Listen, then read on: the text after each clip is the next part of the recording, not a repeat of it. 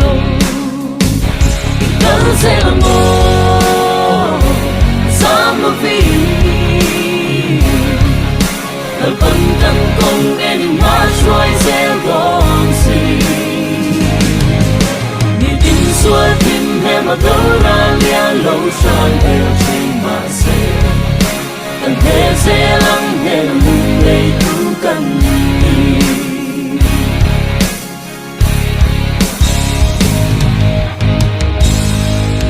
Không ai rung vô hôn là liếm em sẽ xin trả lại Christian Anh tin nghe ni anh Cứ kia mẹ tin sang thì lo tính nghe tu đi Tại mà xua lê doa lên mong ra đi rắm râu à ô đi sơ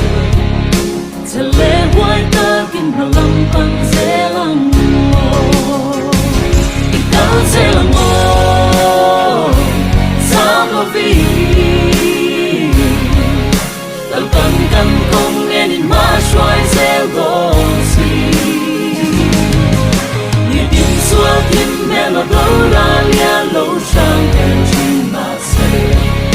Tận thế sẽ lắng nghe là mùng đầy thu cần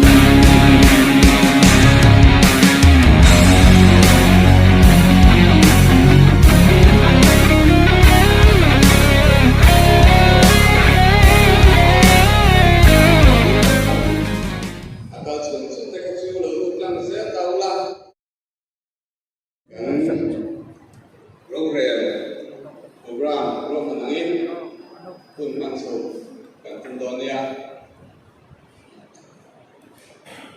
ṭhen. TKP, Chawngte Pastor Bial, Rorelna, Chawngte lawmthu, niin, sibai kan sawi. Kan fiya kumin taka, bial ṭhenah. Rorelna le Rorelna pathate Sikuya wangin BCM Malsawmtluanga ini aswa patian tungai na le Malsawmtluanga kan sana yang Rorelna ṭKP akan kiri itu film ya patian tungai na le Malsawmtluanga kan sana ini kan film sila wina po yang hnenah lawmthu sai chuin Rorelna ṭKP ti se tu hian kan som sa cheli thu chiana tu fil tu dung som pakhat chan ko le chan som thu thula takania thalai te na thuron ti khani thalai tu in thalai cherula ilana kambiau lai kian min ru amai ro chu kian in sunga Rorelna don ti fereng chu eng ma eng to ne sula in bang te tu se in thalai kun ari don lo ti kha tu tu ina in khiat te ra lia pelai tu kan khansan ni koren thot na dungli jang ta chuan Tini hong hi Kristal ko tuale, patian tu kan ko tua, min ngai se atiri. Vini ayam laliso Kristatan, Kristal yang tentang hanya kan yang miten yang ingin dipu. Ti kan ko telah problem. Kan malam double se turajan kan sudah ingin kita kontrol. Amai rosu meeting ay dana pa boy lo chung si yan meeting kan chan sin share kan so ito na kan dige boy na yan kuntra kan nei thalaya ko na kun tam so kan nei thiye chumang chuan meeting kan chan sin so ito ani su Kristal mo tu ale thiet tu kan ko tu kan ngai ni anti turin di manin chuin ko seila Yang tujuan malam ipan se nak mutin, ini yang lain kan so jauh ani, aku bertirik deh, lalu zatan mamin som sebab sen, amen. Chawngte na kan neih nghe Chawngte u lâm ba em bát hiền bên ngoài tu thì không ai nào bangin kun rei to tak changa kan ta le kan lo ki le kan dei sei TKP Chawngte Pastor Bial Rorelna phơi khát na dùng nải hiền mong thầy tu bên không ai nào kan chăng le ta ít người này ông quý nhân đêm event hình nhân đêm kan chana bangin hnenah lawmthu kan pi che kan thalai men par pui te na pangte sia khan bola puiam ta mi hmasa tanom chutiang ka ka chuan te ni ho ti ikhmai na kan cha oina ya ro re na lo kan ko se sa ti thei tu un tha kan dei ti ro pi kan ti a imi koi na en ko na Malsawmtluanga kan chana bangin hnenah lawmthu kan hon sei on le lalpa oin kan Rorelna ti ilom zong ni sela iro puina tu ni sela tini ta khara Malsawmtluanga aloni me tina turin i khara thiam hin chen chu na le koina kan lalpa isko krista nin kan ti le che amen le tuna chuan elai stay se pura watte in thukun on panula yang chuan dan maksudnya foi tu TKP dan sekolah pastor teh dia sekretnya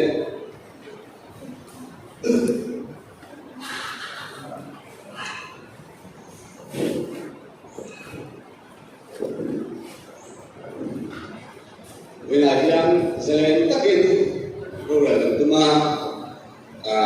nuya tu dilakukan nuya yang sudah dan mana amai rosu aku lamang song kan sungai kalau wila nilai ingin kita mau kita kamian ke Chawngte bangsuan untuk taka hmasa ada siapa dia Salem takin aku mokan takin wilayah pun tentang dunia Unaswa sunahun tentang hal orang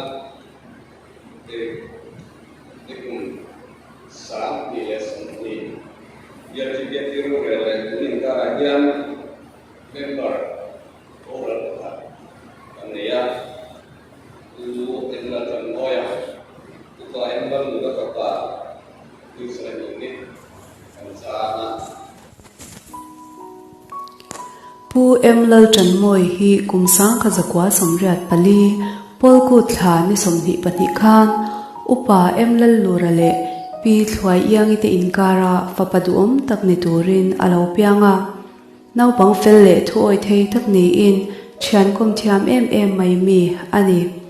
aphak ang tokin koshan le khotlang tan in mangin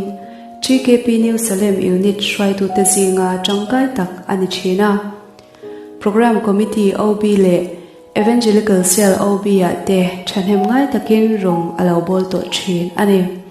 BCM mission school khomoya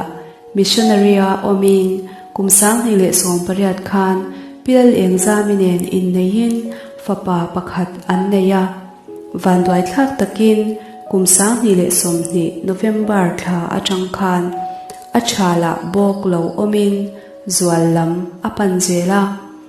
hun enge mochen enkol ani nuwa chal be cancer ani ti siat chwa ani theitop chwa enkol nima se van ko na changin kumin jun ni somni pani khan arong abol sakchin lalpa hnenah chol to turin achung kwale arong bol puite minkal santa ani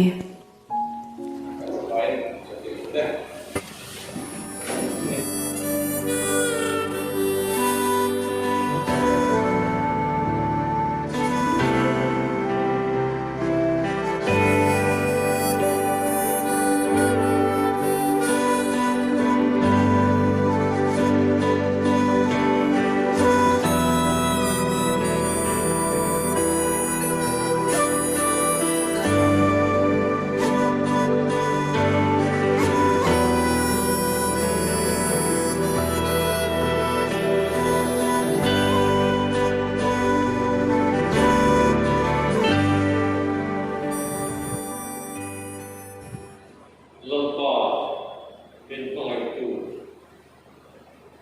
When I began TKP Chawngte Pastor Bial tana ni sin tak mai dan Bial tana Bial mo tak mai kunin pun dan mangme kan le rinna kan khir dan Bial TKP le tak lesu aṭangin tanpa min utira ro buikan di ina lawmthu kan se amai thawktu kan dingru ero akimlo de mai irong kan buatsaih ku emlan kan moi chuan chu ni sani pani sami sani kapathan peihfel san ani ama kan ngai kan tharen mai arong don te kan siki na ikoi na ba ni den kia kan lo ina lawmthu kan se ani ekobela jam sunga irong alo bola du taka itana ke apene songa imalo sonde no inale lampa mi bo te kristane na asoe pa mi hnenah lawmthu kan soe duna kan na min okto bin iwan na aṭangin lampa hnenah kal ane wara ye ekobela kan mama kal santa Chawngte ṭnkp li apa te alu le dau te song ta lampa ikapon na yom pui na ke na anon di saka wana hian atan on try ane lampa singa nang seng na kapon tu ni la e a hon ruak sau tak lampa nang du ka kan te in atan on try ane kalai ta ko lampa arang ko na wang kan long de mai lampa san kan kalai ke ikung na kita akan ikut le yang berusaha tak mengambil apa yang dilakukan setelah amal faala apa di perkara bosun sosial keturin tak kita cuma nabi setelah barang yang dalam asa apa kalau kita tidak tana ke penjara keturin Krista itu tana dan sakala Yesus Krista ringkat sungai ke penjara keturin pelai di nangin minta sektor yang se in thawktu dengan aṭangin kan di la se TKP tu dia kasih orang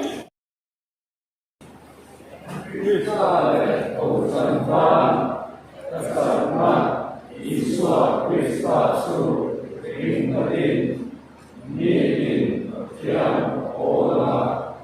dan dosa yang naleh hmasa Salem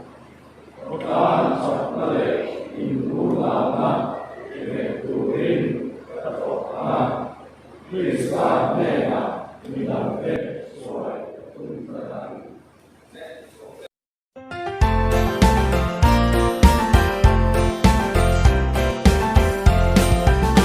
Lalpan mingko chalai Christian pote Lalpan mingko chalai Christian pote Lalpan mingko chalai Christian pote Tan tu tiang kristale ko shanta ke kan pensel do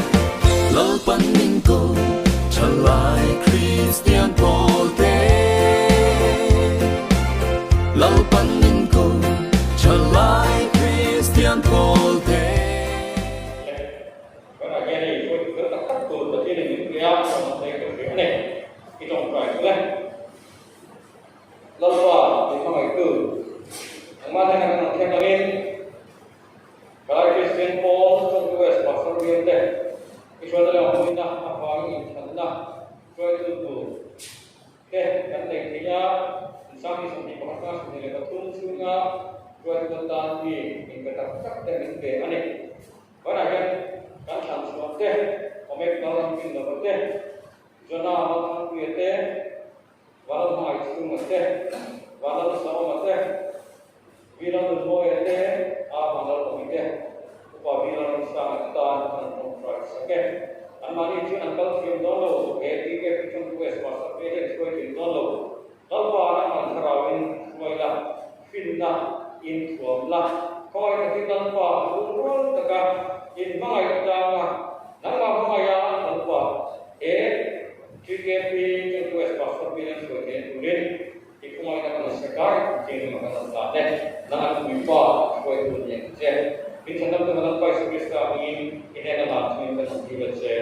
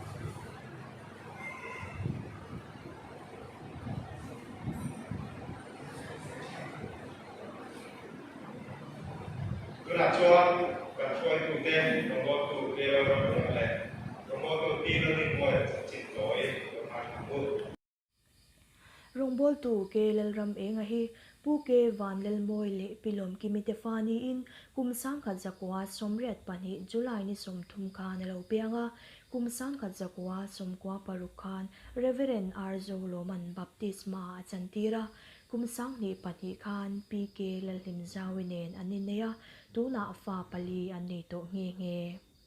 BCM Salem aloimek Rongbol ke lalram ngahi kumsang ni paruk aṭangin unit TKP shwaitu ni chawin finance secretary assistant secretary treasurer vice president ni na alawan to TKP New Salem unit chanchin bu Salem tharpo a enkolto bo kumsang ni som pakhat khan kaushan Rongbol wa than ni in tual chung kaushan office bearers ni na poimo tak achel ngal boka worship committee Sunday school committee ya tepo ni na chanvo wanin na olme ulawani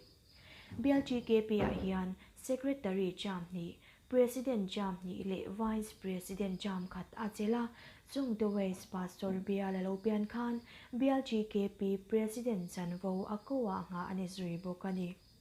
Rongbol na chanvo poimo tak kan tarlan lo po athok na saa chong tam lo le manikova chanvo len tumtlat mi ani TKP huanga changa Rongbol na cholsan alo hun tamai hi kan uihle a Rongbol na kalzela ero du sakna sangber kan hlanani Rongbol tilal din moi hi upati choiliana le PHC Biak In mitin kara kumsang kadzakwa somriat pani June ni somni pariat khan lo pianga kumsang kadzakwa somkwa pasari khan Reverend Arel Thanglianan baptisma chantirin P Linda lel thanparinen kumsang ni pakwa khan anineya tuna hian fa pathum annei to ani BCM horep ko shanaloi rongbol tu leldin moi hi